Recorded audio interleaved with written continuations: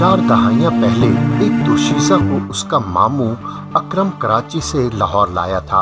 उस मामे को अपने मकासद की तकमील के लिए ज्यादा तगो-दौर नहीं करना पड़ी थी। 1970 में शबाब किरानवी की फिल्म इंसान और आदमी ने आसिया को रातों रात सफ़े अव्वल की हीरोइन बना दिया। उसे देखते ही रंगीला उसका आशिक हो गया और अपनी फिल्म में कास्ट कर लिया। दिल और दुनिया रिलीज हुई तो आसिया ने गोया सारी हीरोइनों की छुट्टी करा दी। हर प्रोड्यूसर, हर डायरेक्टर उसके पीछे था। लेकिन एक कहानी आसिया के घर में भी चल रही थी। एक तो था उसका मामू अकरम जो बाद में हाजी अकरम बन गया था। दूसरा आसिया का बाप जिसे शाहजी कहकर पुकारा जाता था। ये दोनों आसिया पर जिस्मानी तशद्दुद किया करते थे। ये क्यों होता था इस बारे में लोग ज्यादा नहीं जानते। आसिया की भी कोई सहेली, कोई दोस्त नहीं थी जिसे वो अपने निजी और घरेलू मसाइल से आगाह करती। बात ये थी कि आसिया के मामू और बाप को जुए की लत पड़ गई थी। बारी स्टूडियो में हर रात अनवरा फेम खलीफा नजीर बिरादरान के दफ्तर में जुआ होता था। उस महफिल में जब ये दोनों जेब में पड़ी रुकूम हार जाते तो वो आसिया को दाव पर लगा देते। अगले दिन लोग बताते कि रात मामा और बाप आसिया को हार गए।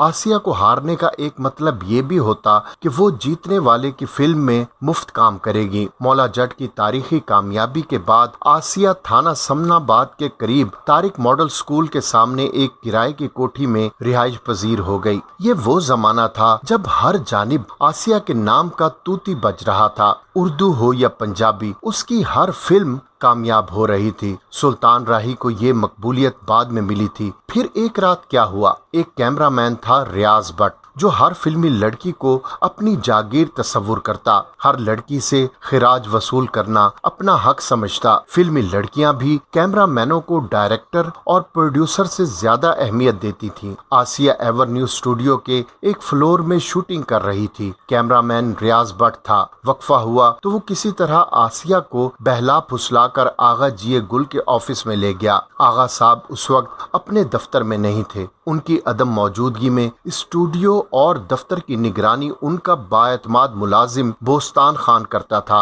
आगा साहब के ऑफिस में रियाज भट्ट ने आसिया से 10 दराजी शुरू कर दी कि अचानक बोस्तान खान अंदर आता है और आसिया पर थप्पड़ बरसाने शुरू कर देता है। स्टूडियो में मौजूद तमाम लोग उस दफ्तर के बाहर जमा हो जाते हैं। आसिया को कसूरवार ठहराया जाता है। वो कांप रही थी, वो रो रही थी और ये हुजूम उसे थू थू कर रहा था। घर वापसी पर उसके साथ क्या सुलूक हुआ होगा ये सिर्फ सोचा ही जा सकता है। क्या ये वाकया सिर्फ रियाज भट्ट की हरकत था? ये किसी दूसरी एक्ट्रेस का तयशुदा ड्रामा भी हो सकता है। ये भी कहा गया कि बोस्तान खान आसिया का आशिक था। उसने आसिया से इंतकाम लिया क्योंकि आसिया ने उसकी ख्वाहिश या मोहब्बत को ठुकरा दिया था। ये जो भी हुआ सो हुआ, लेकिन आसिया उसी दिन मर गई थी। अगले दिन यूसुफ खान दर्जनों लोगों के साथ आसिया के घर गए। आसिया पर करोड़ों की सरमायाकारी थी। ये सरमाया डूब जाने का खदशा पैदा हो गया था। उसे इस बात पर मना लिया गया